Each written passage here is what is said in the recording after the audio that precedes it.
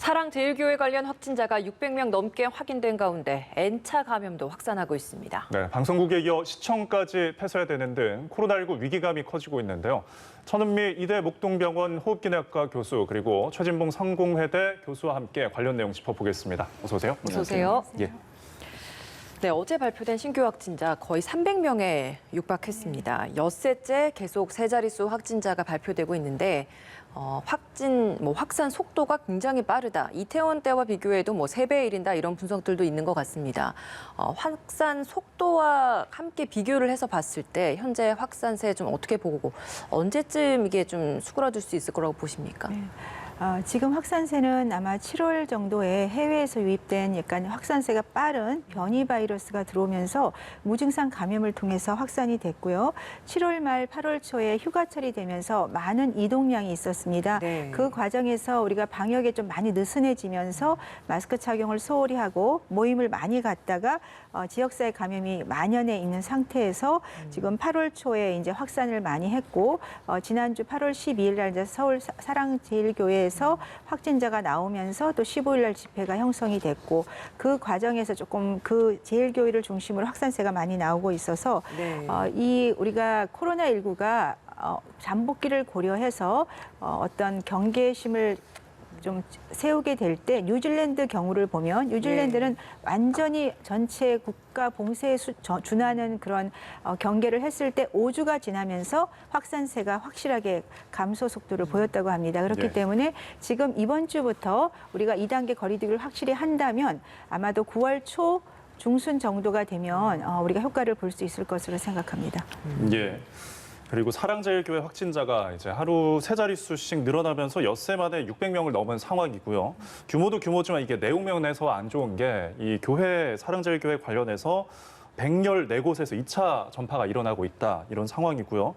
사실 이 사례를 살펴보면은 지난 12일에 이제 관련 확진자가 나오고 나서 지금 이제 일주일 정도 된 건데 그러면 N차 전파가 이미 전국으로 확산됐다 이렇게 봐야 하나요? 12일 날 첫 확진자가 나왔고 그분은 아마도 최대한 2주 전에 이제 감염이 시작되면서 전염이 되셨겠죠. 그렇게 되면 그 그러니까 사랑제일교회에 있는 그분만 감염자가 아니라 다른 분도 분명히 계셨을 거고 그분이 이제 감염을 시켰으면 퍼지는 속도는 일주일 정도면 상당히 많이 퍼질 수가 있죠. 이 교회 같은 경우는 그 수도권에 있지만 수도권 병원이 아니라 전국에서 오시는 경우가 있기 때문에 전국으로 가는 것이 빨라질 수 있고 아마 이번 주 다음 주가 가장 중요한 고비가 될 것 같습니다. 어제 서울의 한 체육대학 입시학원에서 학생 18명의 확진 판정을 받았습니다. 재학 중인 학교가 성북구, 종로구 이렇게 해서 총 10곳이었는데 13일부터 18일까지 방학이었고 이제 다시 문을 열기에 앞서서 미리 혹시나 하는 차원에서 검사를 했는데 이렇게 확진 판정들이 나왔다라고 합니다. 이 말은 저희가 전반적으로 이제 이 성북구나 이 지역에 좀 이런 지역사회 감염이 만연한 상황이었기 때문에 이런 상황이 나타났다라고 봐야 되는 걸까요? 그렇게 봐야 되는 게 맞죠. 왜냐하면 사실은 이거 조사도 성북구에 있는 사랑제일교회 근처에 있는 학원이기 때문에 조사를 해달라고 요청을 했고 각각 거기에 다니는 학생들이 물론 성북구 아닌 학생들도 있어요. 본인의 집이 성북구가 아니고 다른 지역에 살지만 학원을 그쪽으로 오는 학생들도 있는데 그 학생들은 본인이 살고 있는 지역에 조사를 받았기 때문에 제가 볼 때는 이 학생들이 확진된 학생들이 16명이 된다고 하잖아요. 이 학생들이 이거 확진된 줄 모르고서 PC방도 다니고 여행도 갔다 온 학생도 있고 다른 사람을 접촉했던 그런 사례들이 너무 많기 때문에 제가 볼 때는 이 학생들을 중심으로 또 N차 감염이 일어났을 가능성을 충분히 예견해 볼 수 있어요. 젊은 학생들 같은 경우 무증상이나 경증 상태에서 감염된 걸 본인이 인지하지 못하고 행동을 계속했을 가능성이 있거든요. 이런 문제가 있기 때문에 이 학생들을 중심으로 해서 더 이제 격리를 해야 될지 말아야 될지를 더 조사를 해봐야 되는 상황이 된다고 볼 수 있고 지금 현재 최근 일주일 동안 학생 65명 그리고 교직원 9명이 확진을 받았거든요. 이 말은 학교도 등교를 하고 있고 이제 방학 끝나고 등교를 다시 해야 되는 상황 아니겠습니까? 이 상황에서 위험성이 더 확산된다고 볼 수 있다는 점. 이런 점으로 본다고 하면 학교 같은 경우에는 지금 고등학교는 3분의 2 그리고 일반 초, 중은 3분의 3분의 1 이렇게 지금 등교를 하게 돼 있는데 이제 지금은 수도권만 하고 있지만 유은혜 장관이 시도 교육감들하고 협의를 해서 비수도권 지역도 3분의 2 정도로 등교를 좀 낮추자 이렇게 합의가 된 걸로 알려지고 있어요. 예. 그래서 이 부분은 적극적으로 학교가 방역 대책을 세우는 그런 방안이 필요하다는 생각이 들고 또 하나 문제가 되는 건 이 이제 입시를 앞두고 있는 학생들이기 때문에 특히 이제 최대 입시나 이런 데는 실기 시험이 중요하거든요. 그렇죠. 그런데 이제 격리가 되거나 아니면 학교에서 또는 그 학원에서 교육을 못 받게 되면 예. 이 학생들한테 불이익이 올 수 있는 문제도 있기 때문에 이 문제도 입시를 앞두고서 얼마 남지도 않았어요. 이제 입시가 예. 이런 상황이라고 하면 교육부가 대책을 좀 마련해야 된다. 어떤 방법으로 평가를 할지 또 이런 그 본인의 의사와 관계없이 어쨌든 감염이 돼서 불이익을 당하는 일이 없도록 교육 체계나 아니면 실기 시스템 자체를 다시 한번 점검하고 새로운 대책을 마련해야 되는 시기라고 보여집니다. 예, 확진으로 예. 인해서 입시 시험에도 차질이 생길 경우에 대한 대책 마련도 필요하다라는 이야기까지 해주셨습니다. 네. 그리고 앞서서 이제 지금 이 체육대학 입시학원 이렇게 사랑제일교회 인근에 위치했다라 말씀해 주셨는데 확인을 해봤더니 그러니까 성북구라는 구 네. 안에 있는 건 맞지만 그 인근이라고 하기에는 좀 거리상에 좀 차이가 있다라는 네. 점을 좀 고지를 해드리도록 하겠습니다. 네. 성북구 전체적으로 이렇게 많은 확진자들이 좀 나오는 상황이다 보니 성북구 주민 전체를 대상으로 하는 좀 전수검사가 필요한 게 아니냐 이런 이야기까지 나오거든요. 그 필요성에 대해서는 좀 어떻게 보십니까? 전수검사를 해서 많이 나오시면 그분들을 수용할 만한 공간이 지금 없어요. 무슨 말이냐면 지금 지역사회가 굉장히 만연해 있고 지금 이 학생들 경우만 해도 증상이 있는 게 아니라 안전성 면에서 개학을 하기 전에 검사를 했더니 이렇게 나온 거죠.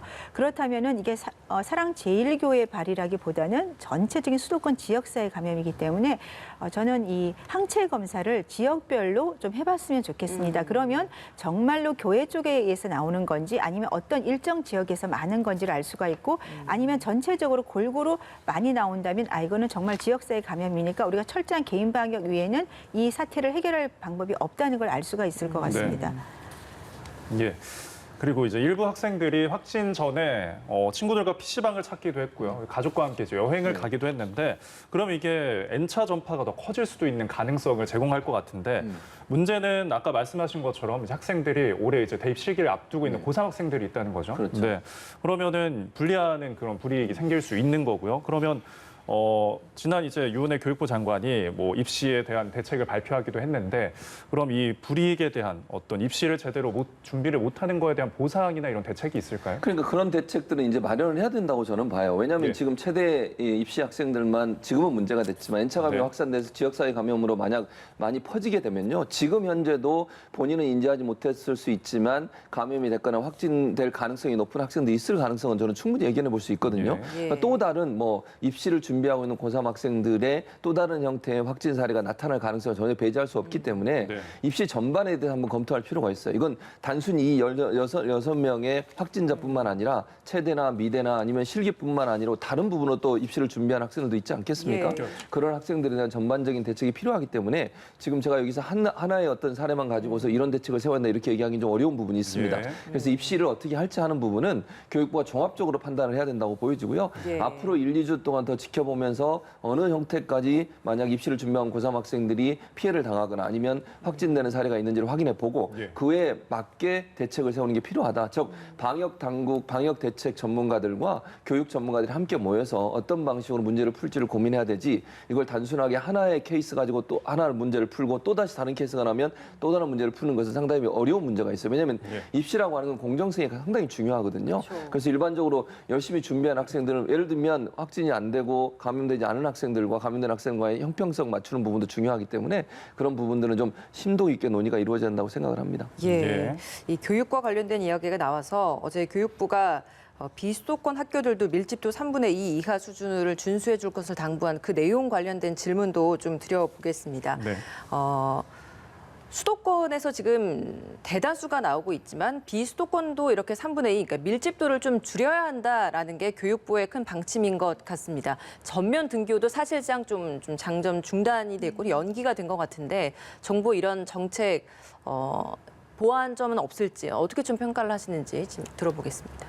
지금 그 3분의 1, 3분의 2 기준은 이제 우리가 여름 학기 전에 이제 학생들 이제 그 밀집도를 보고 얘기를 한 건데 지금 이 확산세라면은 9월 개학은 저는 조금 당분간은 아까 말씀드린 확산세가 꺾일 때까지는 그냥 온라인 수업이나 그런 쪽으로 조금 하기를 바랍니다. 왜냐하면 지금 이 입시 학원 최대 학생 학원을 보더라도 증상이 없고 그냥 검사상에서 나오거든요. 그런 학생들 입장에서는 본인이 증상이 없기 때문에 일상생활을 하게 됩니다. 그러면 학교 내에서 단체 감염이 일어날 수 있기 때문에 이 사태가 조금 진정화될 때까지는 조금 그 등교에 대해서 조금 고려를 하셔서 전면 등교보다는 최대한 인원수를 줄이거나 아니면 온라인 수업을 병행하거나 그것이 필요할 것 같습니다. 예. 그러니까 학교들 그러니까 초중 고등학교는 이런 교육부의 지침을 따르게 되는데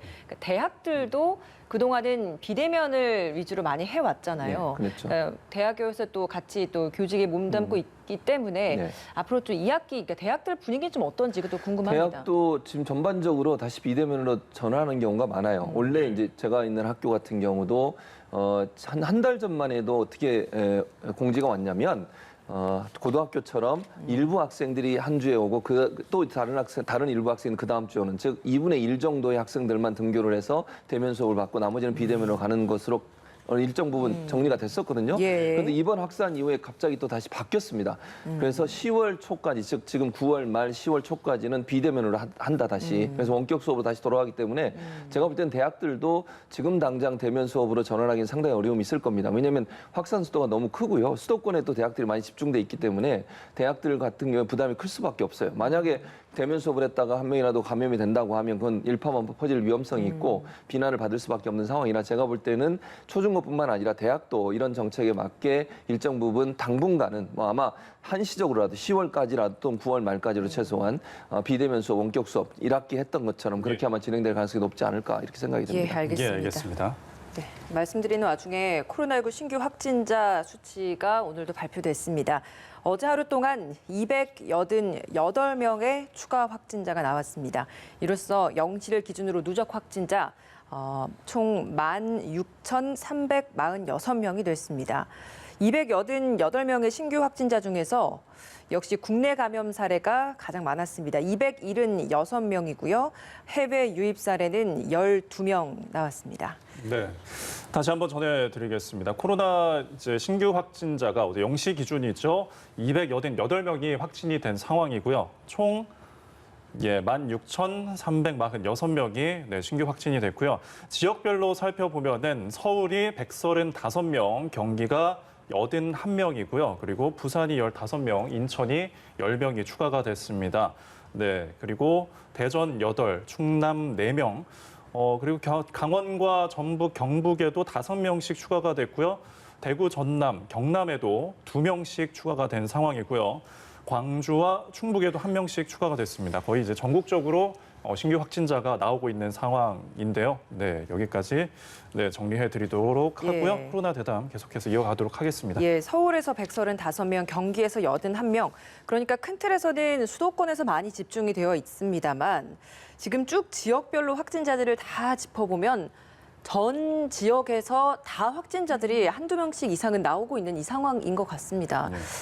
이 현 상황에서 사회적 거리두기 단계 조금은 더 앞서서 뭔가의 방역을 하기 위해 예방을 하기 위해서 좀 더 격상시켜야 되는 게 아니냐 이런 목소리 있거든요. 어떤 의견이십니까? 네, 지금 일주일 동안 세 자리 쓰고 3일 동안 제가 조금 지켜봤는데 거의 300이 육박하는데요. 이 300이 항상 제가 곱하기 10배, 3,000명은 최소한 있다고 생각을 하자고 말씀을 드렸고 또 나오는 지역을 보면 뭐 가족 모임, 골프 연습장 안 나오는 데가 없거든요. 그쵸. 그 말은 다 퍼져 있고 또 제가 약간 좀 놀랐던 것은 스타벅스 같은 경우에 화장실에 잠깐 갔던 초등학생이 걸렸어요. 그러니까 제가 항상 화장실에 갈 때 마스크를 써야 된다. 그만큼 화장실에 잠깐 머무는 동안에도 뭐 기침이라든지 호흡을 하는 과정에 바이러스가 에어로졸이 있었거나 손잡이를 통해서 감염이 됐다.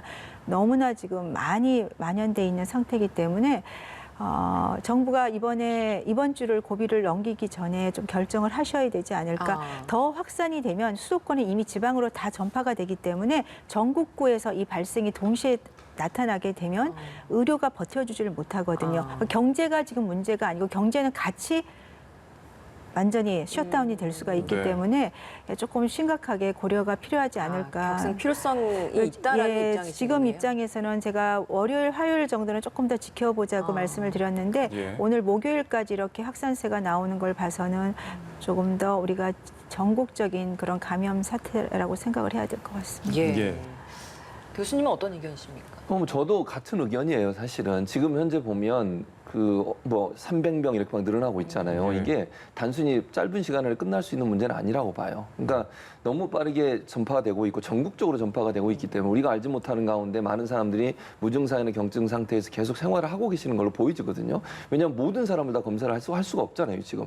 그러니까 결국은 이제 추적을 해서 예. 밀접 접촉자나 아니면 확진된 분과 같은 공간에 있었다는 게 확인될 때만 지금 검사를 하고 있기 때문에 그런 상황이 아닌 상태에서 충분히 퍼질 수 있어요. 예를 들면 뭐 대중교통을 통해서도 가능할 수 있다고 보여지고요. 아까 말씀하신 다중이 이용하는 시설에서 같이 가 있었는데 본인은 감염이 됐음에도 불구하고 증상이 안 나타나면 본인이 격리를 하거나 아니면 검사를 받을 일이 없잖아요. 예. 그런 상태에서 또 다른 사람은 전파될 가능성이 있기 때문에 좀 심각하게 봐야 되는 상황이라는 생각이 들고 좀 지금 상황에서는 방역 당국이 이게 단기간에 끝날 수 있는 문제가 아니라 어떻게 하면 가능한 이 숫자를 줄일 수 있는지 하는 부분에 대한 대책을 종합적으로 검토할 필요가 있고 지금은 수도권만 지금 강력하게 하고 있지만 제가 볼 때는 사랑제일교회 발로해서 전국적으로 많은 사람들이 퍼져나간 걸 생각한다고 하면 수도권 이외의 지역도 지금 같은 정도의 대책을 세우는 게 필요하지 않을까 이런 생각이 듭니다.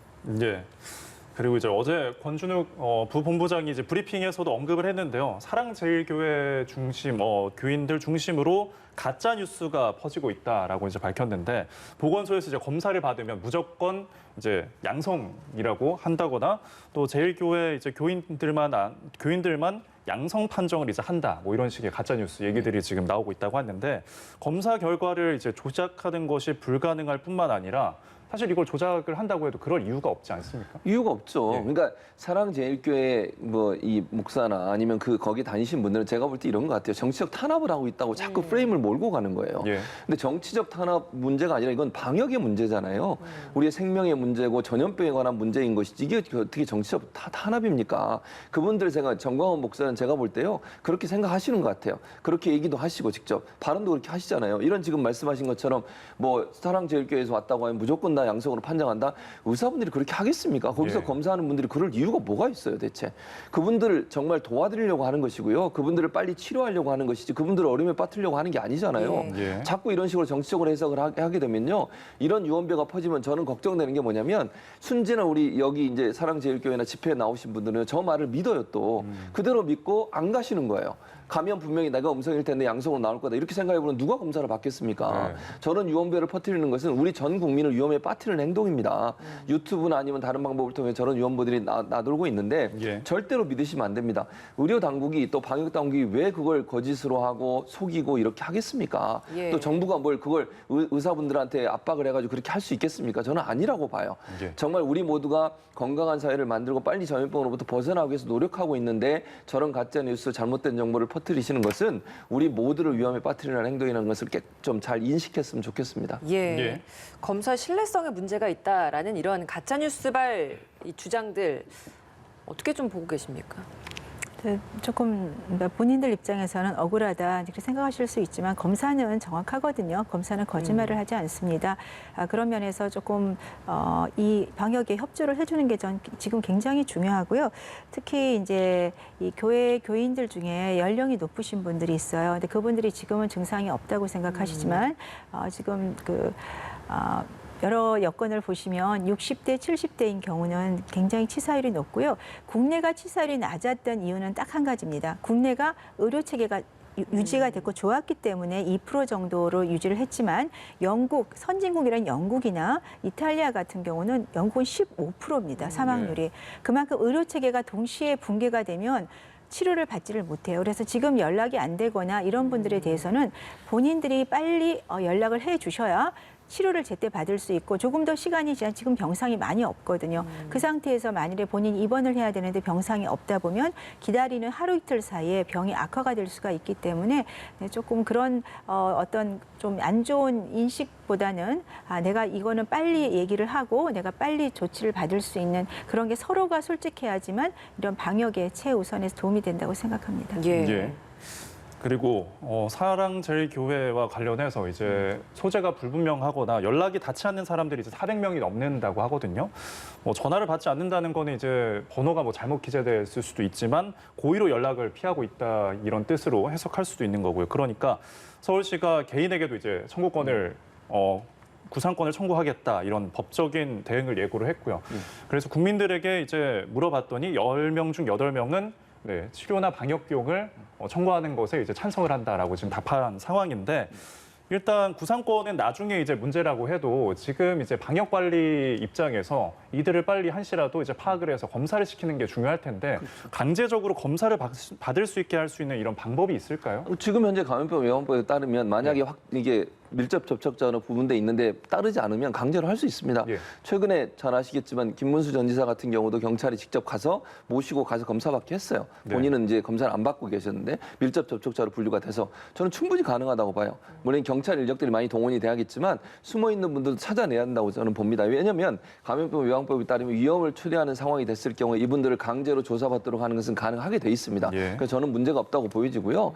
중요한 건 이분들이 자꾸 이렇게 숨으시는 것이 절대로 도움이 안 된다는 걸 아까 제가 말씀드렸잖아요. 사랑제일교회 정광훈 목사나 거기 지도부에 있는 분들이 잘못된 정보를 자꾸 주입을 시키시고 알려주고 이러다 보니까 예. 이분들이 오해를 하고 계시는 거예요. 그러니까 정치적으로 탄압한다는 이유로 본인들은 아무 잘못이 없고 감염도 안 돼 있는데 감염된 것처럼 그렇게 만들어간다는 이미지 프레임 속에 갇혀 있으시다 보니까 적극적으로 검사를 안 받으시는 거예요. 또 예. 일부의 뭐 언론의 보도도 나왔습니다만 검사를 좀 늦게 받아라, 뭐 검사를 며칠 미뤄라, 감기약 먹고 버텨라 이런 얘기가 또 나오고 있었잖아요. 네. 그런 얘기를 하면 듣는 분들 입장에서 그걸 또 그대로 딱 믿으세요. 또 교회라는 공간이 이제 신앙적인 부분들이 많다 보니까 그걸 그대로 받아들이시는 그런 일이 생기는데 문제는 이런 지도부의 문제라고 첫 번째 문제지만 두 번째 이제는 정말 깨달으셔야 됩니다. 이건 절대로 맞지 않는 잘못된 정보고요. 네. 이 내용을 따르는 것은 결국 우리 모두를 위험에 빠뜨리고 본인도 위험에 빠뜨리지만요. 본인이 소중하게 생각하시는 가족들 또 국민 모두가 위험에 빠지는 일이기 때문에 예. 지금은 모두 다 검사 받으셔야 되고 예. 검사 받고 나서 치료 받을 필요가 있으면 치료 받고 아니면 음성이면 또 생활하시면 되는 거잖아요. 예. 근데 그 자체를 안 하겠다고 회피하시고 돌아다니시는 것은 정말 우리 국민 모두가 열심히 노력하는 이 방역 대책을 무력화시키는 아주 잘못된 행동이라는 거 꼭 말씀드리고 싶습니다. 예. 네.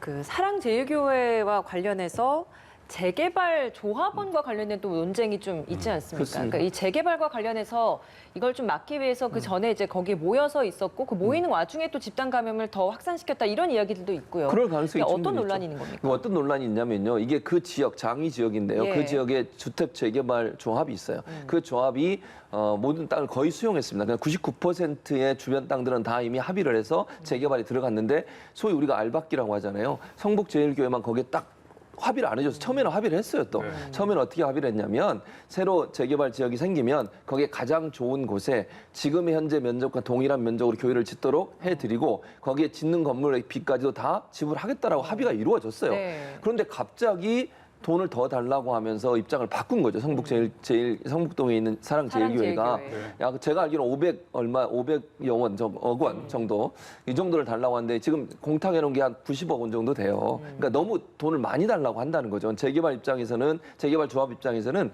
그 지역의 시세와 다르게 너무 많은 돈을 요구하고 있기 때문에 어렵다고 얘기를 했고 이게 그래서 제소를 했어요. 재판에 넘겼는데 재판에서 어떤 결정이 나왔냐면 재개발 조합에 손을 들어줬어요. 그러니까 이건 수용하게 되는 거예요. 수용이 가능한데 그걸 집행을 하려고 하니까 지금 말씀하신 단체로 그걸 이제 못하게 막고 있는 거예요. 교회 이제 교인들이나 이런 분들이 앞에서 집행하려고 들어오는 분들을 집행 못하도록. 왜냐하면 법에 그렇게 결정이 났기 때문에 집행이 가능한데 네. 집행하는 것을 못하도록 계속 막으면서 숙식을 거기서 함께하고 함께 버티고 있는 거죠. 그러다 보니까 말씀하신 것처럼 뭐 계속 밀접하게 접촉하고 또 한 사람이 만약에 확진이 됐다고 하면 그 주변에 있는 사람도 확진될 가능성이 높아지고 지금 뭐 좀 더 문제가 되는 것은 재개발 조합에서 일하는 분들한테 문자를 보냈는데 거의 뭐 우리가 목숨을 바쳐서라도 지키겠다, 뭐 순교하겠다, 가만히 있지 않겠다. 예. 저 뭐 전국에 있는 사람들이 뭐 올라와서 당신들을 뭐 막겠다 예컨대 이런 협박 문자까지 보냈다고 그래요. 예. 이런 형태로 대응하시는 것은 저는요 교회가 어떤 곳입니까? 우리 사회에 정말 긍정적이고 사랑을 전파하고 우리 사회가 좋은 방향으로 가도록 협력하는 것이 교회입니다. 이렇게 교회가 문제를 일으켜서 사회의 비판과 지탄을 받는 행위를 하는 것은 저는 교회의 원래 사명과 맞지 않다고 생각합니다. 예, 방역에도 도움이 되지 않는 행동들이고요. 예. 네. 예. 그리고 지난 27일이죠. 사랑제일교회 교인들이 이제 좁은 공간에서 마스크도 쓰지 않은 채 모여가지고 부흥회를 한 적이 있다는 그런 사실이 이제 드러났는데 또 사랑제일교회 이전에도 뭐 서울시 방역 명령을 따르지 않아서 감염병 예방법 위반 혐의로 고발된 적이 있고, 근데 방역 당국의 이제 관리가 허술했다라는 이런 목소리도 또 있어요. 교회에 대한 방역을 좀 더 선제적으로 대응을 했다면은 어떨까 싶은데 어떻게 보십니까? 저는 근데 약간 여기에 대해서는 사랑제일교회가 아까 말씀하신 감염병 예방법 위반으로 지금 고발이 된 상태예요. 그러니까 무슨 말씀을 드리고 싶은 거냐면 방역 당국이 열심히 하려고 해도 여기는 협조를 안 해주는 거예요. 네. 제가 볼 때 사랑제일교회 다른 일반 교회들은요 대부분 다 잘 열심히 따라주십니다.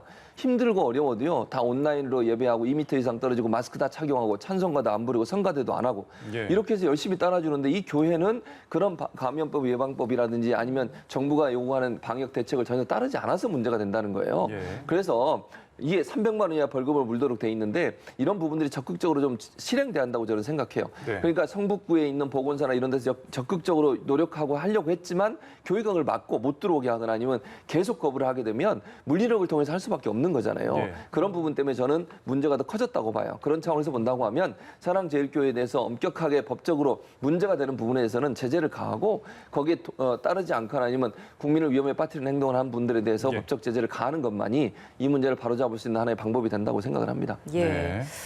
지금 이 시기에 그 무엇보다 중요한 게 개인적인 생활 수칙 지켜주는 것, 사람들 간의 대화를 할 때 마스크 착용을 해주고 필수적인 이런 지침들을 따라주는 것일 것 같습니다. 현재 경기도에서 마스크 착용 의무화 조치가 내려져 있는 상황이고 저희가 그 경기도 스타벅스 확진자 나왔던 그곳에 있는 취재 기자를 연결했을 때 그 경기도민들 뒤에 이제 다니시는 걸 봤더니 다 마스크는 또 철저하게 착용하고 계시더라고요. 그러니까 이게 전북도도 마스크 착용 의무화 시키는 조치를 점점 이런 것들이 지금 의무화가 확대되어 가는 것 같습니다. 전국적인 차원에서 이런 마스크 착용 의무화 조치가 필요하다고 보시는지 어떻습니까? 네, 전 필요하다고 봅니다. 마스크가 처음 이제 끝이라고 생각하고요. 코로나19 감염, 특히 스타벅스 경우를 보면 참 좋은 예가 될 것 같은데요. 그 2층에 같이 있었던 한 사람이 거의 50명 가까이를 연차 감염까지 해서 감염을 시켰는데 이 스타벅스에 있는 종업원들께서는 아무도 감염이 안 되셨어요. 유일한 원인은 KF94 마스크와 장갑이었다는 거죠. 그리고 여러 번 화장실까지 청소를 했는데 아무도 감염이 안 됐다는 그 사실은 이 마스크 착용의 정말 중요성을 알 수가 있고, 근데 일부 또 어떤 분은 그 덴탈 마스크를 쓰고 감염이 됐다는 제가 사례를 봤어요. 왜냐하면 공기 중 감염, 밀폐된 공간에서는 덴탈 마스크를 쓰고 있으면 오랜 시간에는 감염이 되실 수가 있어요. 이 바이러스 크기가 작은 에어로졸 형태인 경우는 투과가 될 수가 있습니다. 그래서 우리가 잠깐 이렇게 야외라든지 잠깐 가는 경우는 덴탈이나 비말 차단 마스크가 괜찮지만 이렇게 카페나 식당에서 뭐 한두 시간 이상 계속 밀폐된 공간에 에어컨과 같이 있는 경우에는 안전하게 KF를 쓰시는 게 좋고 가능하면 빨리 나오는 게 좋겠죠. 그래서 이러한 사례를 보더라도 마스크 착용을 실내에서는 지금 같은 시기에는 좀 의무화하는 것이 필요할 것 같습니다. 예. 교수님께서는 마스크 착용 의무화 어떻게 보십니까? 저도 동의해요. 마스크 예. 착용 의무화해야 된다고 봅니다. 저는 전국적으로 하는 게 필요하다고 봐요. 예. 지금도 제가 좀 물론 요즘 많이 좋아졌습니다만 몇몇 어제도 제가 버스 안에서 이제 모 학생한테 마스크 좀 끼워달라고 요청한 적이 있거든요. 왜냐하면 탈 때는 마스크를 끼고 타는데 타고 나서 얘기하면서 벗어버리는 경우도 많고 턱으로 내리는 경우가 너무 많아요. 그러니까 지금도 그렇기 때문에 좀 더 경각심을 일으키기 위해서라도 저는 전국적으로 마스크 착용을 의무화시켜야 된다고 봅니다. 그리고 위반했을 때 벌금 물리는 것도 적극적으로 해야 된다고 봐요. 이거는요. 불편함을 감수하는 것이라고 생각할 수도 있지만 건강을 지키는 것이 우리가 빠른 시간 안에 전염병을 이겨낼 수 있는 방법이라고 생각하고 천은미 교수님 말씀처럼 마스크가 시작이고 끝이에요. 이것만 잘해도 사실은 많은 부분 방역이 이루어진다고 저는 봅니다. 이게 너무 느슨해져서 문제가 된다고 보기 때문에 저는 마스크를 꼭 끼도록 하는 것은 의무적으로 시행해야 될 부분이라 이렇게 생각을 합니다. 예, 알겠습니다. 알겠습니다. 오늘 말씀 여기서 마무리 짓겠습니다. 천은미 이대 목동병원 호흡기내과 교수 최진봉 성공회대 교수였습니다. 고맙습니다. 고맙습니다.